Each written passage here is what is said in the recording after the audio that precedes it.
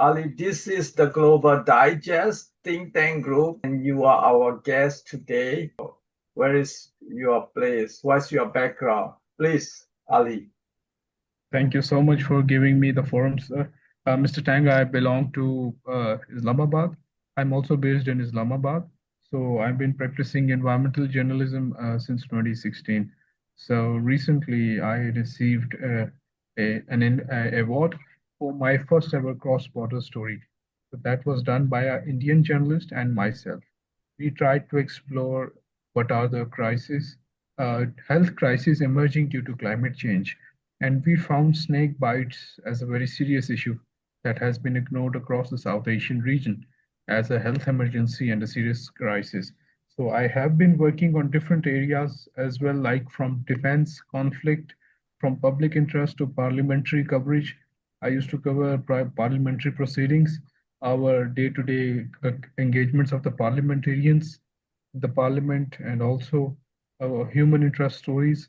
And I've been frequently writing on nature, health, environment, and related aspects. You say, So I have been working for the Straight Run News Agency, the Associated Press of Pakistan, and I've been also contributing to international newspapers as well for as a freelance journalist. So I've been writing in the local and national dailies as well. I say, My major target nowadays is on the forest side because in the federal capital of Islamabad, we are witnessing a rapid deforestation for urbanization projects. So this is creating a lot of problem in the environment, and it's also degrading the air quality and also resulting in temperature rise because Islamabad is known for its scenic beauty, its green cover, its thick kind of vegetation in different parts of the city. So after that rapid deforestation, the city gives a very deserted look, a sort of a denuded look without trees. So we were focusing on that, and along with that, I was also focusing on water issue as well. So recently, I started working on a story that in the north and south of the country, from a donor-funded project, there has been a technology introduced called the soil moisture sensing (SMS) technology that helps farmers to do advised and guided kind of farming because those sensors indicate how much water a crop requires, and either it is drought or it is going to be a moderate kind of requirement for watering the samplings and cultivated seeds. So that technology was very interesting. So I visited those areas, and along with that, there have been some. Pakistan has become the first country in South Asia to have a flux tower. Flux tower is kind of a radar system that not only captures, weather data, wind data, but it also captures the level of sequestration of carbon in the atmosphere. So, with these kind of technologies, I started developing a story that the future of uh, agriculture in Pakistan will be tech based. And if Pakistan missed this opportunity, then it will be a disaster on the grassroots level because most of the workforce in Pakistan is associated with agriculture sector. And secondly, without technology and on the conventional methods of cultivation and farming, the yield per year is not favorable for farmers to make their professions and livelihoods sustainable. So I'm now working on this as well.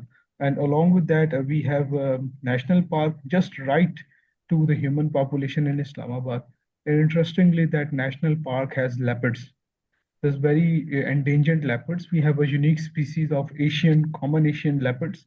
So it's about a dozen of leopards, including a complete family. So they are residing in Margla Hills and they have been found strolling near a university in Islamabad. So it was a very big story nowadays. So I was also working on that how humans and leopards, the wildcats, can cohabitate and live together. I see. It's interesting. I don't know you have any dispute forest between Afghanistan and Pakistan. There was fighting broke out between Pakistan and Afghanistan. What is the dispute at the time? Actually, Pakistan is, you can say, at the foothills of a Himalayan mountain range. So we have the confluence of three mountain ranges: Karakoram mountain range, Hindu Kush mountain range, and Himalayan mountain range. All these mountain ranges are shared by China, Pakistan, India, and Afghanistan, and also Nepal, Bhutan.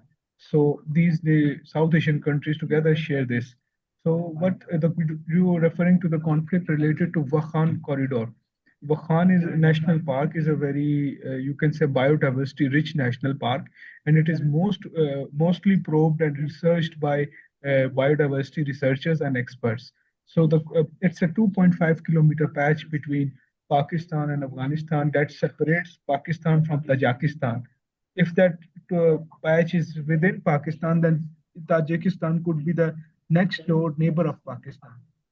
So there was you we can't say that there was a conflict. You can say there was a little debate, or you can say a diplomatic scuffle on that issue. So there was no direct or hot conflict between the two nations on the Khan corridor, but due to it's the age of social media and propaganda is very common.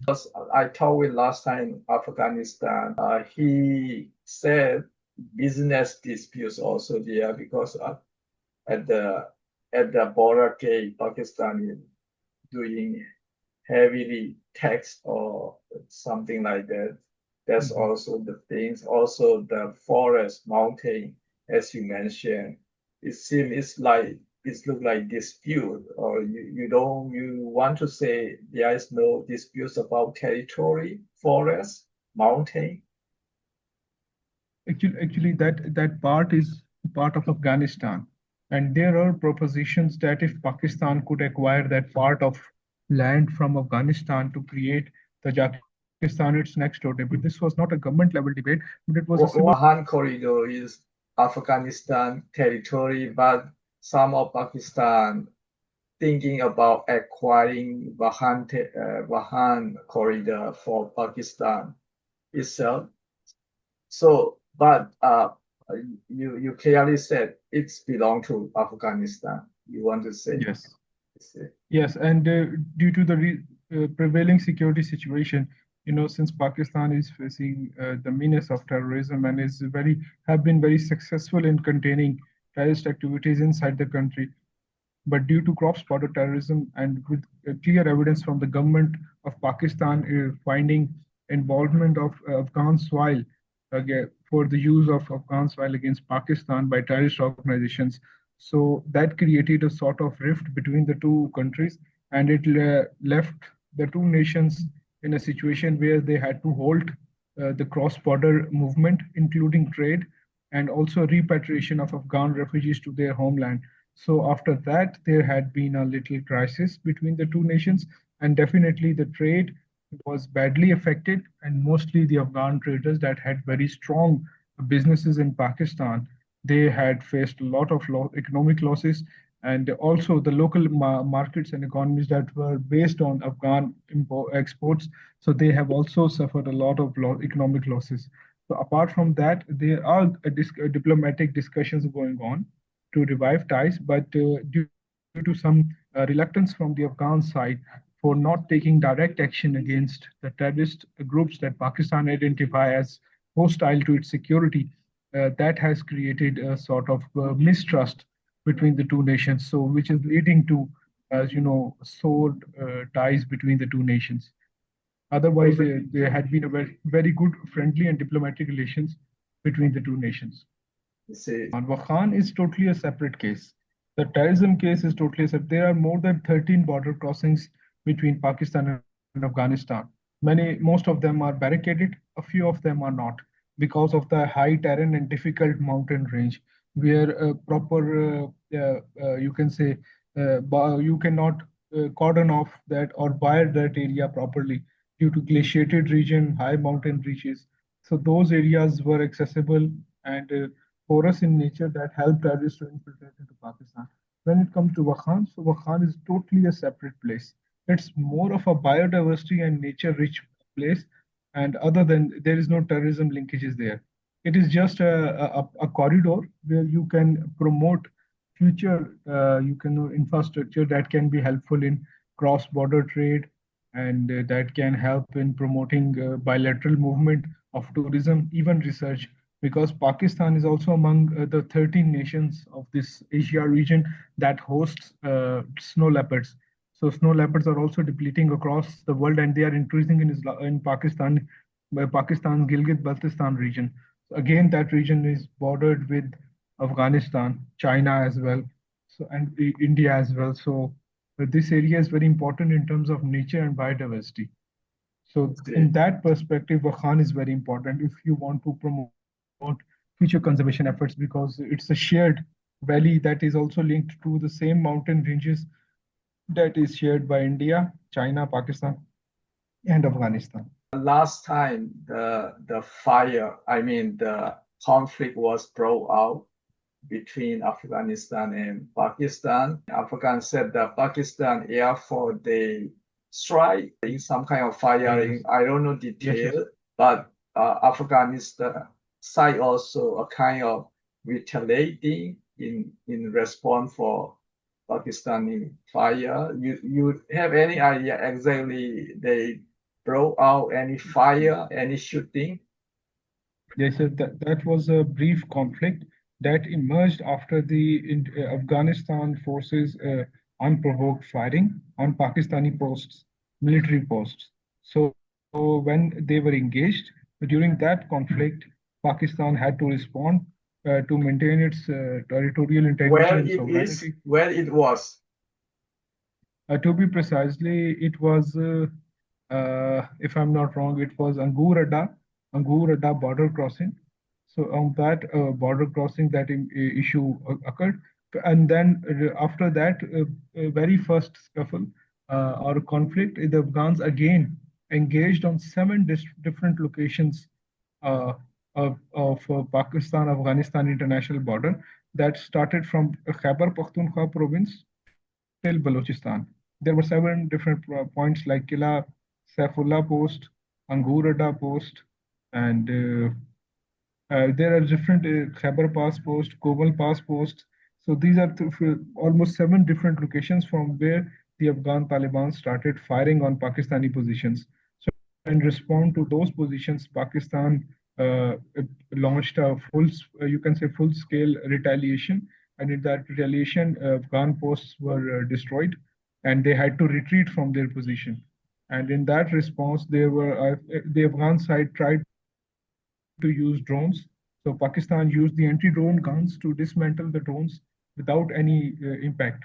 So that was the side when Pakistan almost, you can say, with a cutting-edge technology, had an upper hand on Afghan forces and forced them to retreat from their offensive to defensive position. So from that, after that, they resumed to table talks, and after that, the situation was contained. Again, recently, Pakistani forces were putting the barbed wires along the border in the Balochistan area of Kila Saifullah. That is a border neighborhood of Afghanistan. It's a Pakistani district next to the Afghan border. So they again yesterday started unprovoked firing, but no life losses were reported successfully because Pakistani forces timely responded to those attacks, and the Afghan side had to retreat. So they retreated, and the situation was contained. And then the restoration work was started again, because Pakistan has fenced the Pakistan-Afghanistan international border for the first time in its history. It was more than 1100 kilometers of border, so that took a lot of time, and many soldiers lost their lives during that entire process of fencing the border. So it has been a very elaborate kind of fencing that is very hard to cross without intrusion or physical intrusion from the other side. So the purpose is to contain terrorism. So it has helped in bringing peace to the region, because the infiltration of extremist groups have been stopped and halted after that fencing. See, but you said Afghanistani started shooting or something like that, but Afghan said Pakistan start shooting or airstrike.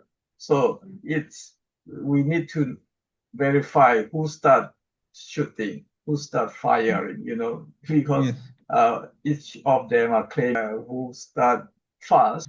Since the takeover of the Afghan Taliban in Afghanistan, Pakistan has been supporting the Afghan government, the interim Afghan government. We brought two Council of Foreign Ministers of OIC meetings in Islamabad. That was only for Afghanistan. And it was first time that any Muslim country took this initiative. We made an international call to support the Afghan government because they were not able to manage the crisis because they had no funds, they had no expertise to tackle the health and food insecurity inside the Afghan region that has left this war-torn country into a very bad economic shape. So, in response to that, the Afghan side has been, you can say, has developed an inherent bias against Pakistan. And because of their inherent bias, they have been not, you can say, clear in their position when maintaining ties with Pakistan.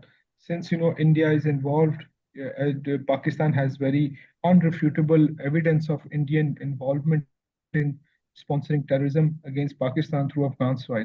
The only country in the world after World War II is India, whose serving Navy commander was arrested by Pakistan Armed Forces who had on camera confessed that he was involved in terrorism in Pakistan and has been managing connections across the extremist groups within Afghanistan and Pakistan. So on the other side, when you see who started the first fire, our inter-services public relations ISPR is the official media organization of the armed forces of Pakistan that provides all details related to any conflict or any security situation. So interestingly, when the conflict started, they promptly issued images, video visuals, and also the night vision visuals from the cameras that captured the Afghan side causing intrusion into Pakistan, helping to infiltrate some extremist groups. However, due to this, there is an elaborate patrolling system across the internet of Pakistan Afghanistan international border. So it's where now and previous times it was very difficult to pick up any movement or of infiltration. But now since we both these sides have cutting edge technology of drones, so surveillance drones, so movement of if infiltration is very easily susceptible. So our sides picked it up, and when they tried to engage them, in that response, the Afghan side opened fire because they were unable to either hide or either retreat, so they better thought to escalate. So from that point, the the firing or skirmishes between the two sides occurred. And interestingly, the Afghan side every time, whenever the Minister of External Affairs spokesperson or any other official from the Afghan side who responds or gives official version on such issues, they never come up with any visual, video proof, or any document that gives you evidence that Pakistan army is involved causing intrusion. However, on the other hand, the Pakistani side very professionally handles and manages such situation. You will find them giving you satellite images, plus visuals, drone footages, on-site images, then detailed elaboration of the entire situation map. What happened, where happened, and what was the collateral damage or what was the outcome and how the situation was contained. So our DGISPR, he is very active and he is responsible for providing media, both international, local, and regional media, about any details of such incidents. So I personally, as a journalist, have never found any such kind of evidence from Afghan side that could counter Pakistan position on this issue, that we are accusing them of initiating the conflict. The problem here is that despite our assurances to Afghan side that our soil could never be used against our neighboring countries, their response has been unfortunately very cold and unsympathetic. That has hurt the sentiments of the government of Pakistan a lot, because the government of Pakistan had a very, you can say, brotherly and cordial and congenial emotions and sentiments towards the Afghan side, because for the since 1979, the government of Pakistan has very actively and graciously supporting the Afghan government and the people of Afghanistan. Pakistan hosted the world's largest number of refugees. Around 4 million refugees have been hosted in Pakistan.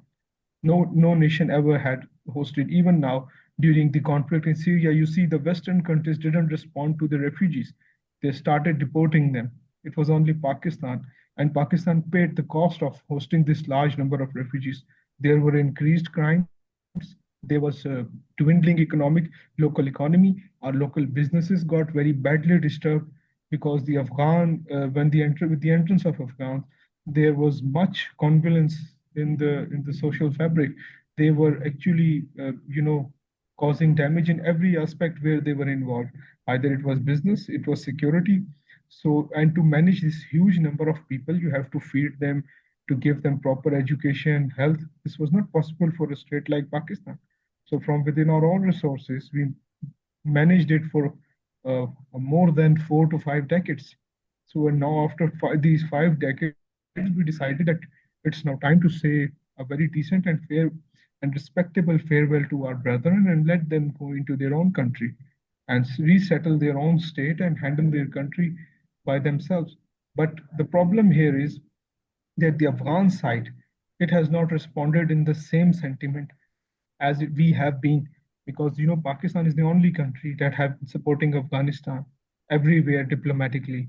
Either it was UN, either it was OIC, or it was it was Shanghai Cooperation Organization, SCO, or any other regional or international forum. So Pakistan continues to maintain the same spirit, but it has to be replicated from Afghan side as well. Okay. You said Pakistan has evidence about the Afghanistan intrusion or Afghanistan violation about the border between Afghanistan and Pakistan. You have all evidence and night visions and all this document, video, everything from Pakistani side. You said, and Afghanistan side, they don't have any such evidence, and you never saw that, and they could not prove it. So basically, you want to point out Pakistan had evidence who starts shooting, which means Afghanistan starts shooting, you have evidence, and Afghanistan start a violation. So you want to say like Pakistan had all evidence about those things. Yes, and it is not possible for Pakistan to make accusations against its neighboring countries. Pakistan is a very is a serious it's a professional state. It has professional forces, and we have a very credible reputation as a diplomatic member of the global community. Pakistan had submitted dossier, a dossier that had not only visuals and documented evidence, it has a complete documentary evidence with all required intelligence and other materials that could prove Indian intrusion, Indian online terrorism. And then Pakistan also provided dossiers. So Pakistan never talks in a simple generic way. It handles the situation from the very core in a professional manner. So yes, Pakistan has that evidence, and diplomatically, Pakistan has been communicating that evidence to the global nations for their information, including the United Nations, to take into account, because Pakistan is signatory to the UN declarations and conventions related to human rights, to counter terrorism, global peace and security, global drug traffic, anti-drug trafficking conventions, and human trafficking conventions. So under those conventions, Pakistan has to submit a yearly reports, and those yearly reports are verified by UN through counter sources. So we cannot make a loose statement, or we cannot fire shots in the dark, or blind. We can't make blind allegations against any other nation. So we had to be very precise, accurate, and to the point, guided by evidence. You see, I mean, as you said, Pakistan had all kind of evidences and video recording. Isn't those recording, video recording, as you saw, they are Taliban government soldier, or they are uh, terrorists, Pakistani-based Taliban terrorists, or who are they? You have exactly information, or I mean, you may have a recording, but you don't know who are they. As per the record shared by the ISPR, the Ministry of Foreign Affairs, and the government of Pakistan, the TTP groups that have regrouped inside Afghanistan, the Afghan Taliban or the interim regime, they promised Pakistan that they would take all actions to ensure that no Afghan soil is used against Pakistan. But when the evidence was shared with the Afghan regime to take decisive action against these groups that are supported by India inside Afghanistan, the Afghan regime didn't respond it positively. Without and recent During the recent talks in Turkey, the only deadlock that was during the entire negotiations that Pakistan wanted Afghanistan to submit in writing that they will take decisive action against all the hostile groups that are hiding under the Afghan soil. The Afghan regime clearly states that they are not supporting those groups. Number one. Number two, the Afghan regime also claims that under the norms of Afghan society, any guest or any person who has taken refuge on their soil as their guest, they can't harm him. So this is a dichotomy within their own conduct.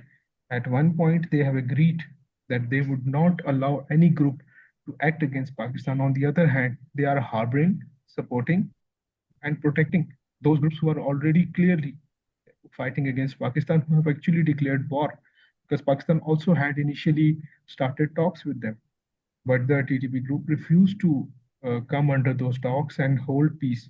So they started a war. So in that war, the government, the group that has to be taken action against those groups has now clearly submitting to their demands. So that is the main issue, sir. You want to say those DTP terrorist group, they are fighting Pakistani soldier. Yes, that's called TTP. That's Tariq-e-Taliban Pakistan.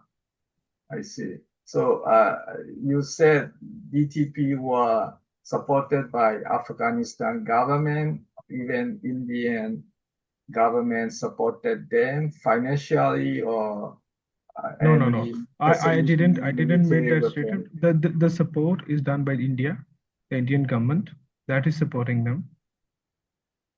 I However, see. the Afghan regime is complacent to take any action against them. The only thing that is the major issue of conflict between the two nations is that the interim regime is not taking action against them. I see. However, the Indian government is supporting them by all means. So that's why the situation in Pakistan that is causing a disturbance in Pakistan side. So Recently, Pakistan has very actively contained the wave of terrorism, so the situation has very much improved in Pakistan. But after this new phenomena, the situation has started. The issues of the incidents of terrorism and terrorist activities has started resurging in the border areas and other parts. So you want to mainly say that terrorist DTP group are supported by India and it was hosted by Pakistan, Afghanistan. In Afghanistan's why it is Yes. hosted. So it's attacking Pakistan soldier. That is the main reason conflict in recently between Afghan and Pakistan borders.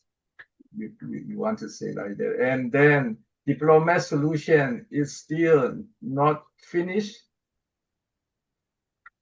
No agreement Yes, yes. between Afghan and No, Pakistan. so far there has been unfortunately no agreement, but diplomatic talks and backdoor channels, they are engaged. Negotiations are underway. Because diplomatically they claim that there is no deadlock. Diplomats are very optimistic people. They say with every situation in which the conflict is aggravating, they always have a ray of hope and they continue diplomatic channels active so that they could come up with the solution. So they believe that though the Afghan side is we can say complacent or ignorant of the facts and the situation, but they will realize soon.